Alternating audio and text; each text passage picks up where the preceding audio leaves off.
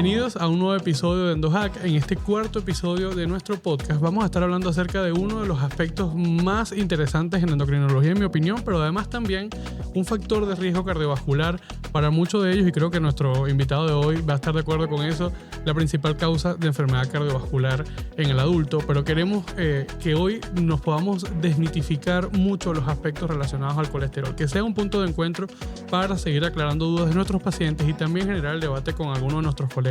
Para este episodio vamos a tener un invitado que sin duda alguna, y lo tengo que decir, que es un lujo tenerlo a usted acá, porque además de su excelente preparación es un ser humano excepcional que nos ha ayudado muchísimo a nuestra generación a guiarnos por el camino de los lípidos, pero además también un docente excepcional. Así que creo que vamos a tener la oportunidad de aclarar muchísimos de esos mitos. Vamos a recibir al doctor Carlos Ponte, quien es internista egresado del Hospital Domingo Luciani, médico cardiólogo egresado del Hospital Militar Carlos Arbelo, ambos de la Universidad Central de Venezuela, y actualmente junta directiva de la Sociedad Venezolana de Cardiología, y también parte o director de SIAC Academia. Así que además con una experticia grandísima en lípidos, autor de la guía de lípidos de la Sociedad del Colegio Americano de Endocrinólogos Clínicos, y eso me llena de muchísimo orgullo, porque a pesar de que es cardiólogo, nos hizo la guía a nosotros los endocrinólogos. No, primero que nada, me conmueven tus palabras, Fernando. Creo que son exageradas y fruto de la amistad. Básicamente, sí soy un apasionado de la prevención cardiovascular, y creo que debe ser la disciplina que más no es exclusiva de los cardiólogos. Sí. La prevención no es parcela de nadie. Así es. La prevención solo le pertenece a nuestros pacientes. Así es. Y soy un apasionado de la prevención porque en países como los nuestros, en Latinoamérica, donde la medicina curativa tiene tantas carencias, la mejor medicina que podemos aplicar, la que es más costo efectiva, la que tener más rendimiento en términos de vidas salvadas, es la prevención.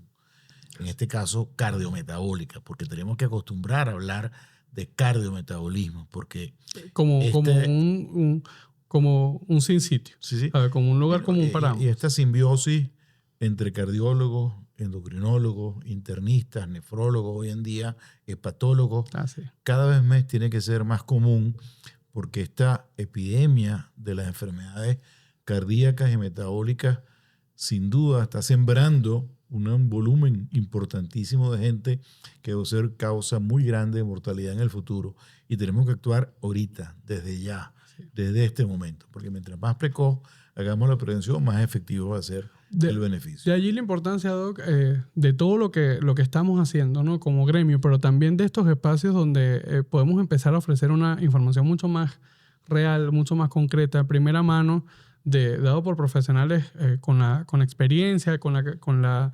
experticia que puede llegar a tener los profesionales médicos que se han dedicado a este campo. Entonces creo que es muy importante el episodio de hoy, porque primero los lípidos es un área donde debemos trabajar de forma mucho más intensiva. Estamos viendo todavía que, a pesar de todo lo que sabemos, de todo el esfuerzo que se ha hecho, lamentablemente no estamos llegando a las metas de prevención.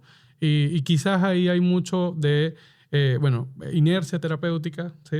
Tenemos que asumir eso como parte de nuestra culpa, pero también hay tanta desinformación que entonces favorece la inercia terapéutica, ¿sabes? Que los pacientes no se adhieren al fármaco o piensan que no es necesario porque el colesterol se puede bajar con nutrición y ejercicio. Y yo creo que quisiera comenzar allí aclarando con eso, ¿sí? Sí, yo primero quiero citar una frase que para mí es lapidaria, del doctor Antonio Gotto, uno de los lipidólogos americanos posiblemente más importante, que abrió camino mucho lo que nosotros hacemos hoy en día, y él define claramente un dogma: que sin colesterol no hay aterosclerosis.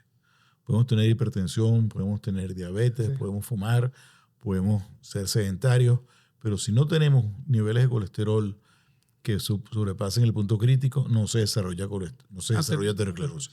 Por lo tanto, bajar el colesterol es una piedra angular en la prevención de la enfermedad aterosclerótica, que en definitiva es lo que causa el infarto, lo que causa la angina, lo que causa el accidente cerebrovascular, lo que causa la obliteración, la estenosis y la arteria de las piernas que llegan a la amputación, y esa es una enfermedad infiltrativa, inflamatoria, oxidativa de las arterias, ocasionadas por múltiples causas, pero sin lugar a dudas fundamental que existen niveles críticos de colesterol en la sangre.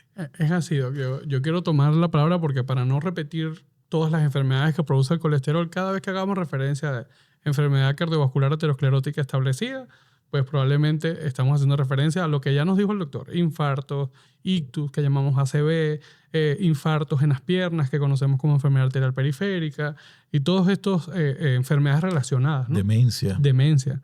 Así mismo, y muchas otras más. Y muchas otras más. Así que creo que es importantísimo que nos relacionemos con el tema y además nos sensibilicemos realmente con lo que buscamos, ¿sí? ¿Por qué, doctor, ha cambiado tanto el manejo de los lípidos en los últimos años? O sea, ¿por qué las guías se han vuelto más estrictas en eso? Sí. Yo primero quiero hacer un inciso, Fernando, porque tú dijiste una palabra, hay mucha desinformación, pero hay mucha deformación de la información. Sí. Y es por eso que este espacio es fundamental. Y espacios con médicos serios, con académicos de referencia, que le hablen al público, al médico general, a los especialistas, con autoridad académica basada en referencia es fundamental, porque esa malinformación nos está sembrando una matriz de opinión de que el colesterol es bueno, de que tenerlo elevado es maravilloso, de que las estatinas hacen daño, y es absolutamente todo lo contrario. ¿Por qué razón han cambiado los valores, Fernando? Porque los ensayos clínicos serios, hechos de manera adecuada, con un diseño científico impecable, en grandes volúmenes de población, con un diseño experimental que no tiene ninguna capacidad de duda, han demostrado de forma consistente y robusta. Cuando digo robusta, es que todos los ensayos demuestran exactamente lo mismo y todas las flechas van en la misma dirección. Mientras más bajo nosotros tengamos el colesterol LDL, mayor es el beneficio y el impacto que tenemos en la prevención de enfermedad cardiovascular. Y es hecho que las guías cambien. Hace 10 años, 15 años, posiblemente después de haber tenido un infarto, para poner la fecha exacta, antes del año 2016, después de haber tenido un infarto, tener el colesterol, la meta tiene que ser por debajo de 70 miligramos por decilitro. En el 2016 se publica un trabajo que aquellos pacientes, aún teniéndolo en 70, se le da una combinación de estatina más una droga llamada ezetimibe, lograron bajar el colesterol por debajo de 55 y se produjo una reducción adicional del 16%.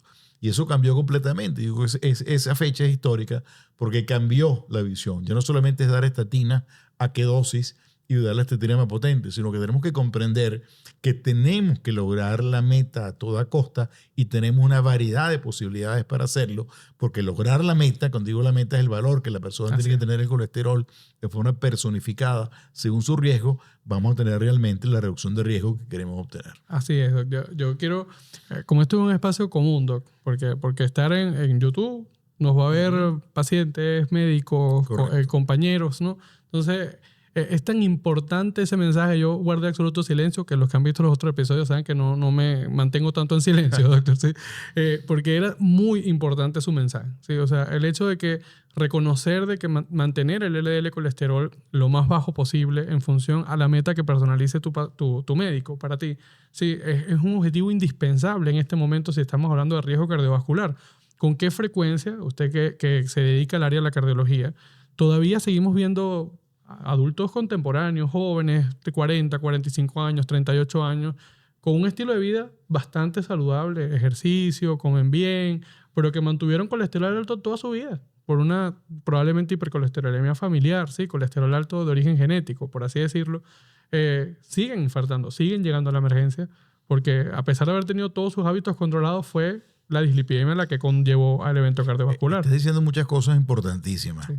Sí. Número uno, el efecto del colesterol es acumulado en el tiempo. Así. O sea, no es que si me sube hoy y me va a dar el infarto el viernes. Así. Es que el infarto que me dio el viernes es porque tengo 10 o 15 años con el colesterol elevado y va erosionando, inflamando, oxidando y generando esa enfermedad aterotrombótica que va a ocasionar el infarto. Ojo, la primera manifestación de la enfermedad aterosclerótica puede ser la muerte. Así es. De hecho, la mitad de los infartos, su primera manifestación es la muerte súbita. Así. Entonces la prevención es fundamental. Es por eso que hoy se recomienda que el primer perfil lipídico inclusive sea en la adolescencia, porque a esas personas que tienen esa hipercolesterolemia de origen genético, ese colesterol alto, por herencia de los padres, si lo diagnosticas a tiempo, puedes actuar. Otra cosa muy importante, después podemos seguir dando cómo hacerlo. Yo puedo ser maratonista, jugador de CrossFit, como un monje budista, ni siquiera volteo a ver el paquete de tocineta cuando paso por el automercado y puedo tener el colesterol alto. Porque lo que depende de estilo de vida para bajar colesterol es 20% si acaso. Y si yo tengo un colesterol... Y siendo muy optimista. Siendo muy optimista. Sí. Y si yo tengo colesterol alto por origen genético, no hay manera que yo haga ejercicio. Hay que hacer ejercicio. Sí, por muchas otras cosas. Por la obesidad, por la diabetes, por los triglicéridos, por la hipertensión. Pero el ejercicio no es lo que me va a bajar el colesterol. Si yo tengo colesterol alto, a pesar de comer saludable, ¿qué quiere decir? Que necesito algo más para bajar el colesterol.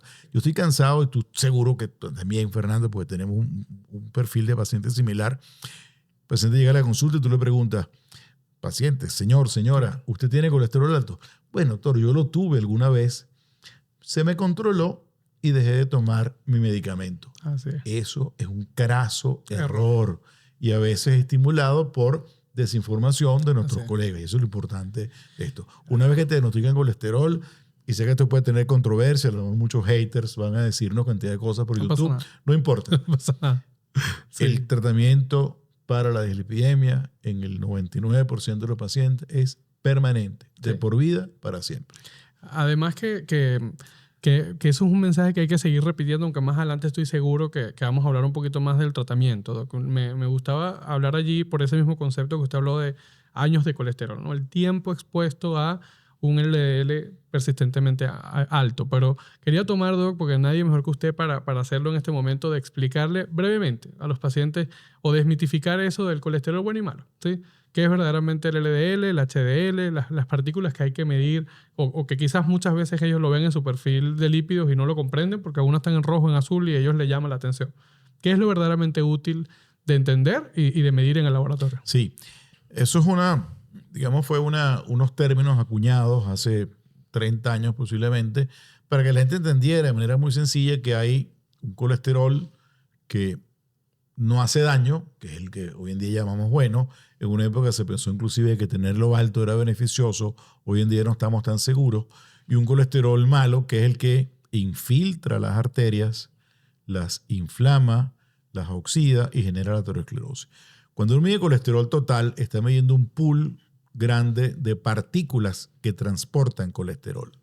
El colesterol LDL es la última molécula de una familia de partículas producidas en el hígado en general que transportan colesterol. Pero existen otros volúmenes de partículas que vamos a llamarlas colesterol no HDL, que muchas veces tienen volúmenes importantes de triglicéridos, que también producen daño aterosclerótico. Por lo tanto, si nosotros queremos realmente tener una comprensión sencilla y económica de cuál es nuestro perfil aterogénico o nuestro perfil de partículas que producen aterosclerosis, tenemos que pedir perfil lipídico, que consta de colesterol total, colesterol HDL y triglicéridos.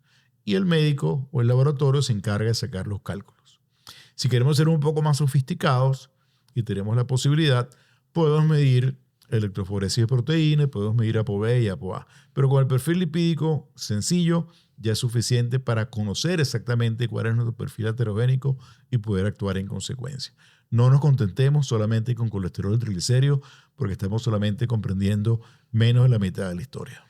Así es, okay. Y además de eso, y aquí esto va a ser otro punto más quizás de controversia también. Pero podemos tener capítulo 2. No, estoy seguro. Si ya el doctor se puso la orden, estoy seguro que vamos a tener otro momento para hablar de muchas otras cosas. Es un compromiso educar a la comunidad. Así es. Y a los colegas. Y se lo comento porque desde que comenzamos la experiencia, no es... tuve todo un año pensando el tema del podcast porque, bueno, al igual que usted, sabe que me gusta mucho el tema de educación médica continua. Pero quería hacerlo que también facilitara la información a los pacientes, porque creo en el hecho de que un paciente verdaderamente informado es un paciente controlado. Entonces, me gustaba el hecho de poder dar información. Ya teniendo estos primeros capítulos grabados y la experiencia que hemos visto, ha sido particularmente satisfactorio ver que ahora los pacientes llegan a la consulta comentándome, o sea, doctor, no, ya me hice la prolactina de la forma correcta porque vi el episodio, lo hice de la manera correcta y dije, es que el lípido es indispensable, porque además es un motivo de consulta súper común para nosotros que bueno, vino porque algún colesterol está alto y no lo logran bajar con nutrición y ejercicio, que le repetimos nuevamente, el mensaje no es que no se deba hacer nutrición y ejercicio, se debe hacer por todo lo demás, pero el colesterol probablemente amerita otra intervención. Yo quiero aprovechar para decir algo. Yo creo que nosotros, además tú como miembro de la Sociedad Venezolana de Medicina Interna en relación con endocrinología y nosotros en cardiología, que creo que tenemos que hacer un llamado de atención a nuestros colegas bioanalistas de poner los valores de referencia adecuados en los exámenes. Eso genera mucha confusión y a veces falsa tranquilidad. Todo colesterol total por encima de 200 está alto. Todo triglicérido por encima de 150 está alto.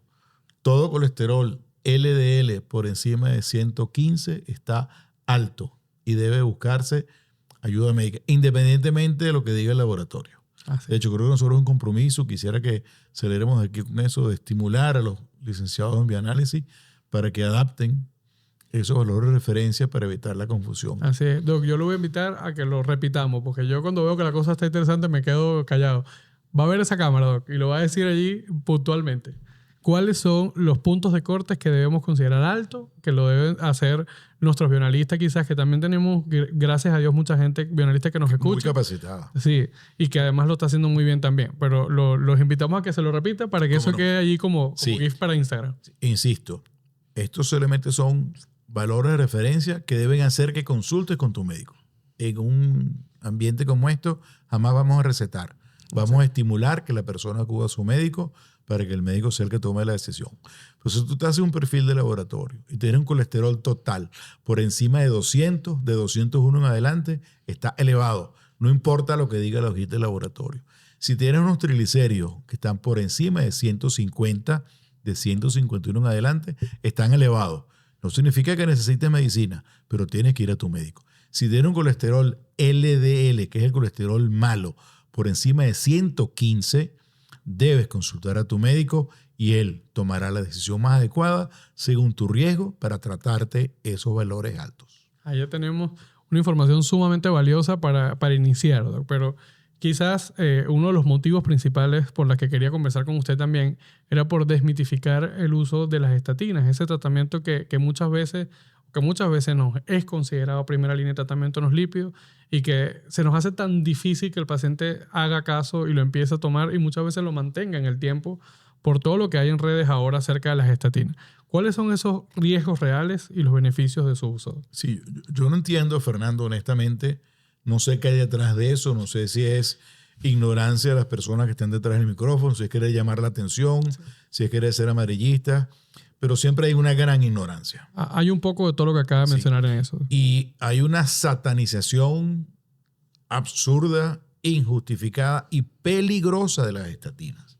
Esos mensajes son mensajes que pueden costar vidas. Así, están costando ya. Una persona que necesite tomar estatinas, que lo deje de tomar porque escuchó a un tiktokero o a un llamado influencer, mal llamado influencer o mala influencia, que deje de tomar la estatina y hace un infarto, desgraciadamente ese hombre no lo va a pagar. Pero ese infarto es responsable de haber dejado de tomar la droga que salva la vida. Fíjate, Fernando, en prevención cardiovascular, las drogas que en volumen han salvado mayor número de personas, tanto en ensayos clínicos como en la vida real, son las estatinas. El volumen de infartos que se han evitado, de muertes que se han evitado, de accidentes cerebrovasculares que se han evitado con las estatinas, no lo tiene ninguna otra droga. Tener colesterol alto causa infarto, causa muerte, causa ACV. Y si lo tienes elevado, además de mejorar tu alimentación, además de mantener una vida saludable, en la gran mayoría de los casos necesitas tomar estatina. Voy a poner un ejemplo un poco banal. Yo se lo digo mucho a los pacientes y a veces los pacientes lo entienden. Que las estatinas son como los tintes para las canas. Nosotros nacemos sin canas, pero el día que llegaron las canas, llegaron para quedarse. Igual el colesterol. Puede ser que yo nazca con el colesterol alto, pero por distintas causas, exógenas, endógenas, genéticas, el día que subió, eso significa que mi hígado cambió la manera como estoy metabolizando el colesterol o lo produzco de más o lo elimino de menos, pero el balance es que subió. Y eso va a estar de por vida, igual que las canas. Así.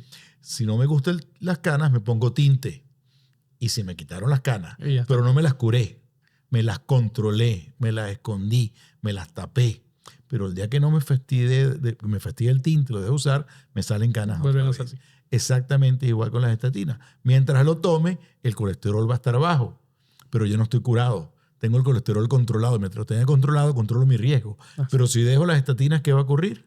Van a subir. Y al subir, sube el riesgo. Por lo tanto, hasta ahora, 2026, 27 de enero, el tratamiento con estatina es de por vida. Hay medicamentos en el escenario, en el horizonte, que con una inyección 2 veces al año, inclusive una vacuna 1 vez al año, eso puede ser la solución. Pero por los momentos tenemos que acostumbrarnos que las estatinas son de por vida. Eso es un día sí, un día no, descanso sábado y domingo, eso no tiene ningún sentido. No tiene ningún sentido. Eso es para tranquilizar la conciencia de quien la prescribe, pero eso no tiene ningún sentido y no tiene ningún sustento científico. Yo no sé cómo descansan esa conciencia. Porque realmente no sé si le parece. O sea, descansar la conciencia no hace mucho sentido cuando quitamos estatinas en pacientes que tienen una indicación adecuada. Así es. Pero yo hoy quería retomar, Doc, el hecho de que usted hablaba acerca al inicio de una premisa que es mientras más bajo, mejor.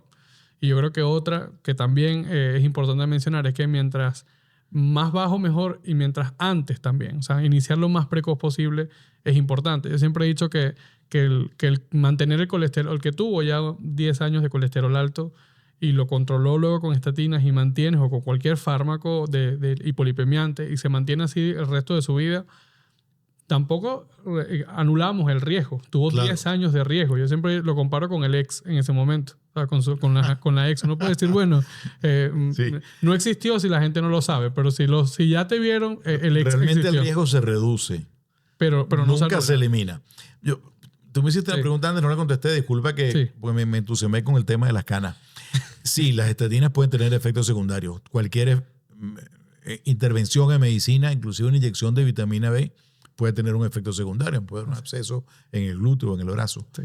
Pero los beneficios son tan sustanciales, tan inmensos, que realmente los efectos secundarios son mínimos. ¿Qué puede ocurrir con las estatinas? Hay un porcentaje, más o menos 5%, 9% máximo de las personas que pueden tener dolor muscular por estatina. Pero es un dolor muy particular. En grandes masas musculares, simétrico, que paro la estatina y se me quita y la vuelvo a tomar y me da. No es que jugué tenis, me dolió el codo, esa es la estatina. No, eso es el jugaste mal tenis. Entonces, antes de tomar una decisión, echarle la culpa a la estatina, verifica bien. Hay pacientes que puede descontrolarse el azúcar, pero el beneficio de la estatina es tan alto que realmente el impacto en términos de complicaciones son muy bajas. Lo que sí está demostrado, y Fernando eso lo puedes ratificar tú también, que es un miedo que se sembró en una oportunidad, ni las estatinas, ni ninguna droga para tratar el colesterol, ni los niveles bajos de colesterol producen deterioro cognitivo. Todo lo contrario, las estatinas y tener colesterol bajo a la larga mejoran la memoria y reducen el riesgo de hacer. Reducen el riesgo de demencia. Entonces, tú me preguntabas. Ahí hay un apartado, doctor, que me gustaría conversar con usted en aras del tiempo también. Que quizás en los últimos. Disculpa si me entiendo mucho. No, usted extiéndase, doctor, no se preocupe. No hay problema. Ahí después sacamos un segundo capítulo. Sí, lo importante es hablar un poco acerca de este cambio quizás que hemos empezado a ver antes. Hablamos mucho de monoterapia, dosis altas de estatinas, y ahí probablemente sabíamos que quizás había mayor probabilidad de los efectos adversos de la estatina, más miopatía, más dolor muscular, ¿sí? Y quizás ahora hablamos más de usar terapias hipolipemiantes a dosis moderadas altas, pero en combinación con ezetimibe o con otro fármaco hipolipemiante para reducir el riesgo. Fíjate, tú me dijiste una frase antes que también se ha acuñado, que es mientras más bajo mejor y mientras más rápido mejor. ¿Por qué? Porque mientras más rápido lleguemos al valor meta, y ese valor va a depender del riesgo de cada persona, más rápido van a ser los efectos antiinflamatorios y de beneficio en la arteria de ese paciente. Y en la gran mayoría de los pacientes, la estatina sola no alcanza. Y al igual que en hipertensión o que en diabetes o en pacientes con HIV, las combinaciones son la norma. En dislipidemia, hoy en día tenemos drogas seguras y efectivas que combinado con estatina pueden reducir inclusive efectos secundarios. Tú nombraste acetimib. En el futuro en Venezuela vamos a tener ácido bempedóico, otras drogas inyectadas que son un poco costosas para Venezuela. Que también esperamos tenerlo. Esperamos tenerla, que actúan inhibiendo un factor que se llama PCSK9, etcétera. Pero esa combinación de drogas reducen los niveles de forma efectiva por mucho más tiempo y controlan el riesgo de eventos. Lo que sí se sabe hoy en día que no es un efecto de las estatinas, es un efecto de bajar el colesterol. LDL. Bajar el colesterol LDL es lo que produce beneficios. Si lo logra bajar con estatina sola, bingo. Pero si ese paciente no alcanza la meta, no te conformes con la estatina. Que hay que avanzar. Añádele la acetimib, añádele el ácido bempedóico, inclusive la combinación triple que en el futuro la vamos a tener, pero tienes que lograr la meta, porque eso es lo que va a garantizar reducir el riesgo lo más posible. Que ojalá y sea lo más pronto posible. Tener acceso a eso, porque creo que tenemos que empujar los médicos para que eso sea así. No, y una deuda que tenemos con los pacientes. No tenemos nosotros que no somos los encargados de traer los fármacos al país, pero siento que la medicina en Venezuela hemos avanzado en otras áreas, así es. Pero en lípidos todavía estamos ahí como comenzando y creo que ya es momento de empezar a avanzar. Tenemos que hacer presión sanamente. Que nos escuchen. Aquí vamos a hacer presión aquí de que lo necesitamos. Pero además de esto, doctor, justamente hoy, mañana, o sea, el episodio está saliendo hoy 28 de enero, pero hace menos de un día también vimos ahora la nueva guía de ictus y ya teníamos tienen los cardiólogos, la de síndrome coronario agudo, que ya ponía tratamiento combinado y me sorprendió vi a grabar el podcast que lo acabo de ver la guía, que también ya en ictus nos habla ahora de que terapia combinada. En una época el único trabajo que existía era el Sparkle, que era con 10 miligramos de atorvastatina y básicamente sin mirar meta. Hoy en día se sabe que una enfermedad cerebrovascular, es por una enfermedad aterosclerótica, un equivalente de enfermedad coronaria, y tenemos que tener ese paciente que tuvo un ACV, debe tener su valor de colesterol LL por debajo de 55. Y en la gran mayoría de los casos, la combinación de una estatina más ezetimibe, que es lo que tenemos hoy en día en Venezuela, es lo que va a lograr la... Yo voy a aprovechar porque ya está en el canal de YouTube un episodio, hay unos videos especiales que yo hago para estudiantes, se llama Investigarte, y ahí mostramos parte de lo que estamos haciendo en investigación en nuestro hospital, en la UCB, y justo junto al doctor Edgar García, él mostró un pequeño ensayo clínico que hizo en su posgrado con terapia combinada en lípido para ictus. Y me llama la atención que justo ahora tenemos la guía de ictus y abre esa oportunidad terapéutica que terminó apenas en noviembre del año pasado. Está por publicarse el estudio como tal, pero ahí está un video, una cápsula de 4 minutos donde pueden ver más o menos acerca de cuál es su uso en ese aspecto. Usted mencionó, doctora, a fármacos que se pueden de administración, o sea, son inyectables o la vacuna anual. Brevemente, doctor, ¿cuáles serían los beneficios adicionales? ¿Cuáles serían los perfiles de pacientes en donde se podría pensar ese grupo de fármacos? Una cosa muy general para que los pacientes lo conozcan.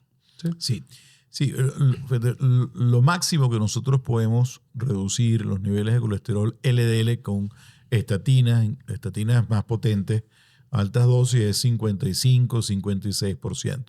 Pacientes que necesitemos drogas para aumentar esa potencia, pues bueno, el acetimib es una estrategia, y en el futuro ácido bempedóico que aumentan más o menos 20-22% el reducción. Pero hay fármacos, posiblemente el más novedoso, uno que se llama inclisiran, que realmente es la primera droga para tratar pacientes con dislipidemia que son de terapia genética, que modifican el ARN o el ácido ribonucleico que ensambla la proteína que regula el receptor de LDL, que se llama PCSK9, y bloquea su síntesis. Al no sintetizarse, el receptor LDL está más tiempo en la superficie del hígado y es capaz de aumentar la eliminación de LDL en la circulación. Es una terapia genética muy innovadora, muy segura, y lo más interesante es que es una medicina que se coloca cada 6 meses. Entonces el paciente va 2 veces al año a colocársela, no necesita refrigeración, no hay que tener transporte complejo, y la realidad es que las reducciones de niveles son hasta de 55% sumado a la estatina. Otras drogas que tienen más tiempo en el mercado son inhibidores de esa proteína que se llama PCSK9. No quiero confundirle mucho con el nombre, no enredarlo, pero básicamente esa proteína regula a el receptor o la compuerta que saca el LDL de circulación, y si hay mucho PCSK9, el receptor vive menos. Si hay menos PCSK9, el receptor vive más y por lo tanto tiene más tiempo para sacar colesterol LDL.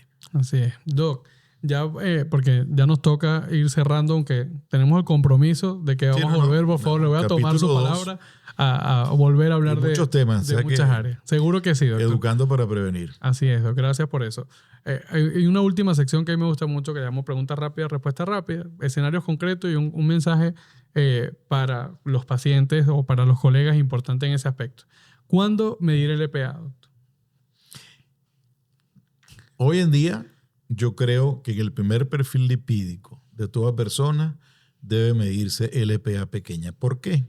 ¿Le puedo decir por qué? Sí, doctor. Porque LPA pequeña es una partícula que produce mucha aterosclerosis, aumenta mucho el riesgo, no se modifica con nutrición, muy poco con drogas, puede haber algún cambio en la mujer posmenopáusica, pero si la tienes elevado vas a tener riesgo de por vida. Y si identificamos ese riesgo muy precozmente, pues podemos tratar ya podemos rápidamente a ese paciente. Y la verdad es que no es un examen tan costoso como la gente cree. No lo es. Creo que se gasta mucho más en otras cosas de las que hacemos regularmente. Absolutamente. ¿Cuándo es necesario medir ApoB? ¿Es verdaderamente necesario? Fíjate, la diferencia de ApoB es que si yo mido ApoB completo, a diferencia de no HDL, estoy indirectamente midiendo LPA pequeña.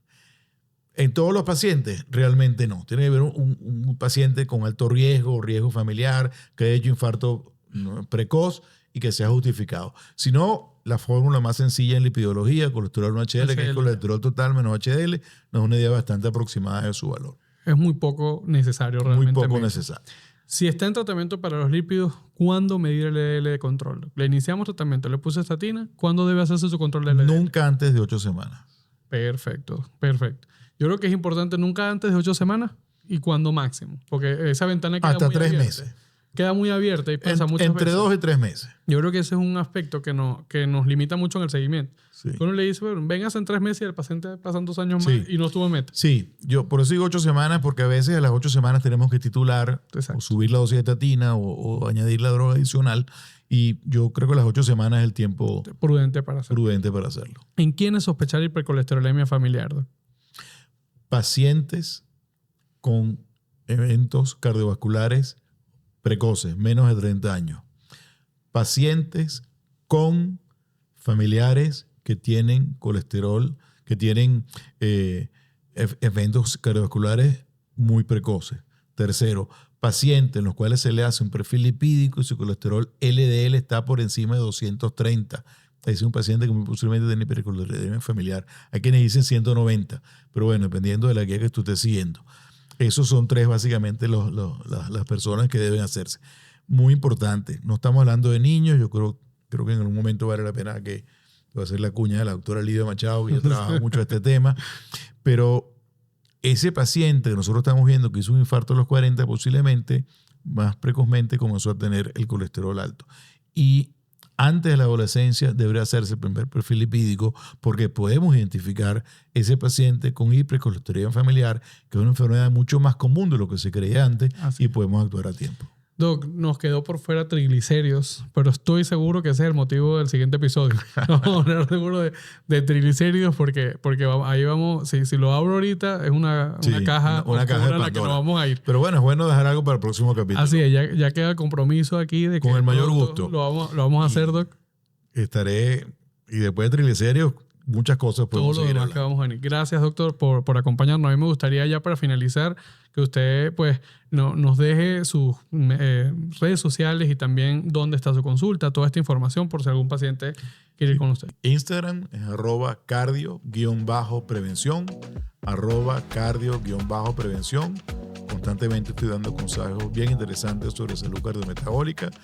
Tengo el honor, la oportunidad de trabajar y ofrecer mi servicio en el Instituto Médico de la Floresta y en La Guaira, en el Centro Médico siempre.